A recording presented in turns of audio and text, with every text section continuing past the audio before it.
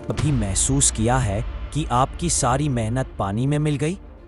क्या कभी ऐसा लगा है कि आप एक ऐसी सुरंग में फंस गए हैं जिसके दूसरे सिरे पर कोई रोशनी ही नहीं है?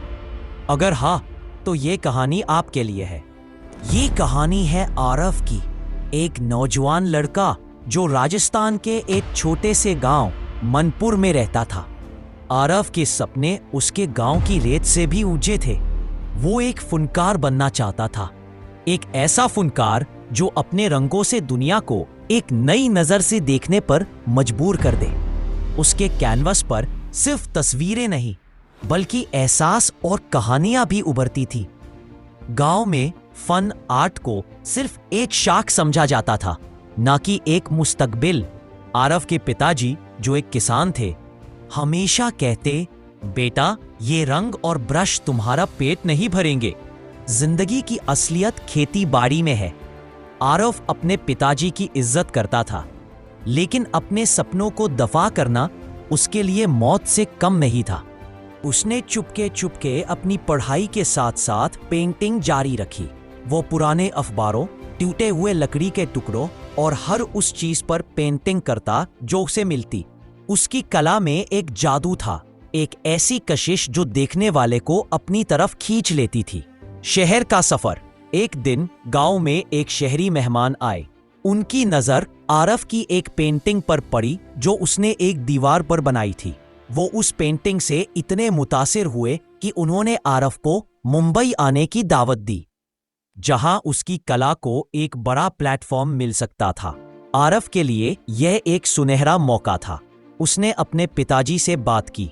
पहले तो वो नहीं माने, लेकिन आरव की आंखों में अपने सपनों के लिए एक ऐसी प्यास थी जिसे देखकर उनका दिल पिघल गया। उन्होंने आरव को कुछ पैसे दिए और भरी दिल से उसे विदा किया। सपनों का शहर आरव के लिए बिल्कुल नया था। यहाँ की तेज रफ्तार जिंदगी और भीड़ में वो खुद को अकेला महसूस करने लगा। उसने कई आर्ट गैलरीज के चक्कर काटे, लेकिन हर जगह उसे मायूसी ही मिली। कोई उसके काम को समझता नहीं था, तो कोई उसके गांव के बैकग्राउंड का मजाक उड़ाता। मुश्किलात का दौर धीरे धीरे आरव के पास पैसे खत्म होने लगे। कई बार उसे भूखे पेट भी सोना पड़ा। उसने एक छोटा सा काम ढूंढ लिया, एक रेस्टोरेंट में वेटर का। दिन भर वो लोगों के ऑर्डर लेता और रात को अपने छोटे से कमरे में अपनी पेंटिंग्स में खो जाता। उसकी उम्मीद टूटने लगी थी। वो सोचने लगा कि शायद उसके पिताजी सही थे, शायद फन सिर्फ अमीर लोगों का शौक है। एक रात वो अपनी सारी पेंटिंग्स को जलाने ही वाला था कि उसकी नजर एक आधी बनी हुई पेंटिंग पर पड़ी। ये पेंटिंग उसने अपनी माँ की बनाई थी, जो बचपन में ही गुजर गई थी। उसकी आंखों में एक अजीब सी चमक थी, एक ऐसी चमक जो आरव को हमेशा हिम्मत देती थी। आरव को अपनी माँ की कही हुई एक बात याद आई, बेटा, जब भी हिम्मत हारने लगो तो ये याद रखना कि सूरज भी हर रात डूबता है, लेकिन हर सुबह एक नई रोशनी के साथ वापस आता है। एक नई सुबह, इस एक बात ने आरव के अंदर एक नई रूह फूंक दी। उसने फैसला किया कि वो हार नहीं मानेगा। उसने अपनी सारी बचतों से एक छोटा सा स्टॉल लगाने का सोचा। वो अपनी पेंटिंग्स को सड़क पर बेचने लगा। शुरू में कोई उसके काम पर ध्यान नहीं देता था। लोग आते, देखते और चले जाते, लेकिन आरव ने हिम्मत नहीं हारी। वो हर रोज सुबह उठता, अपने स्टॉल पर जाता और अपनी पेंटिंग्स के जरिए अपनी कहानी लोगों तक पहुंचाने की कोशिश करता। एक दिन एक मशहूर art critic mister Vikram Singh वहां से गुजर रहे थे। उनकी नजर आरव की एक पेंटिंग पर पड़ी। उस पेंटिंग में एक किसान के हाथों की झुर्रियां थीं, जिनमें उसकी सारी जिंदगी की मेहनत और तकलीफ साफ नजर आ रही थी। मिस्टर सिंह उस पेंटिंग से इतने प्रभावित हुए कि उन्होंने आरव की सारी पेंटिंग्स खरीद ली। कामयाबी की उड़ान। मिस्टर सिंह ने आरव के लिए एक आर्ट एग्जीबिशन का इंतजाम किया। यह एग्जीबिशन एक बहुत बड़ी कामयाबी साबित हुई। आरव की पेंटिंग्स को लोगों ने बहुत पसंद किया। उसकी कला की गहराई और उसके रंगों की कहानी ने सबका दिल जीत लिया। रातों रात आरव एक गुमनाम फनकार से एक मशहूर आर्टिस्ट बन गया। अखबारों में उसके इंटरव्यूज छापने लगे और टीवी पर उसकी कहानियां दिखाई जाने लगी। اس نے اپنے گاؤں میں ایک آرٹ اسکول کھولا تاکہ اس کے جیسے اور بھی نوجوان اپنے سپنوں کو پورا کر سکیں۔ اس کے پتاجی جب ممبئی آئے اور اپنے بیٹے کی کامیابی دیکھی تو ان کی آنکھوں میں آنسو آ گئے۔ انہوں نے آرو کو گلے لگا کر کہا، بیٹا میں غلط تھا، تمہارے رنگوں نے نہ صرف تمہاری بلکہ ہماری زندگی بھی بدل دی۔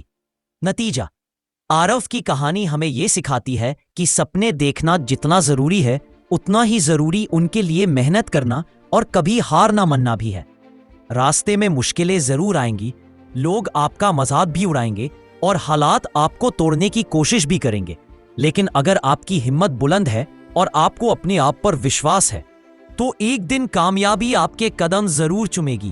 یاد رکھیے، ہر رات کے بعد صبح ہوتی ہے اور ہر طوفان کے بعد خاموشی۔ اپنے اندر کے فنکار کو کبھی مرنے نہ دیں اور اپنے سپنوں کی اڑان ہمیشہ اونچی رکھیں۔ آپ کی کہانی بھی آرو کی طرح ایک مثال بن سکتی ہے، بس شرط یہ ہے کہ آپ اپنے سپنوں پر یقین کرنا کبھی نہ چھوڑیں۔ آرو کی کہانی صرف ایک فنکار کی کہانی نہیں، یہ آپ کی اور میری، ہم سب کی کہانی ہے۔ ہم سب کے اندر ایک خواب ہے، ایک ہنر ہے جو دنیا کو اپنی روشنی دکھانا چاہتا ہے، مگر اکثر ہم حالات کے طوفانوں سے، لوگوں کی باتوں سے یا اپنی ہی ناکامی کے ڈر سے اس خواب کو دل کے کسی کونے میں قید کر دیتے ہیں۔ یاد رکھیے، ہیرا بھی تراشے جانے سے پہلے ایک معمولی پتھر ہی ہوتا ہے۔ آپ کے سامنے آنے والی ہر مشکل، ہر ٹھوکر آپ کو کمزور کرنے کے لیے نہیں بلکہ آپ کے ہنر کو تراش کر نکھرنا کے لیے آتی ہے۔ جب لوگ آپ پر یقین نہ کریں تب آپ خود پر اپنا یقین دگنا کر دیں۔ جب راستے بند نظر آئیں تو سمجھ لیں کہ آپ ایک نیا راستہ بنانے کے قابل ہیں۔ آپ کی زندگی ایک کینوس ہے اور آپ کے حوصلے اس کے رنگ۔ تو اٹھیے، اپنے ڈر کو پیچھے چھوڑیے اور اس کینوس پر اپنی شخصیت کے وہ رنگ بھریے جسے دیکھ کر دنیا دنگ رہ جائے۔ آپ کی منزل صرف کامیابی حاصل کرنا نہیں بلکہ ایک ایسی مثال بننا ہے جو ہزاروں بجھتے ہوئے چراغوں کو روشن کر دے۔ آپ کی کہانی ابھی شروع ہوئی ہے۔ اگر اس کہانی نے آپ کے دل کو چھو لیا ہو تو ایک لائک ضرور کرنا، اپنے جذبات ہم سے کامنٹ میں شیئر کرو اور اس ویڈیو کو ان لوگوں کے ساتھ ضرور شیئر کرو جو زندگی میں اسی رہنمائی کے منتظر ہیں۔ اور ہاں، ایسے اور دل کو چھو لینے والی کہانیوں کے لیے چینل کو سبسکرائب کرنا نہ بھولیے گا۔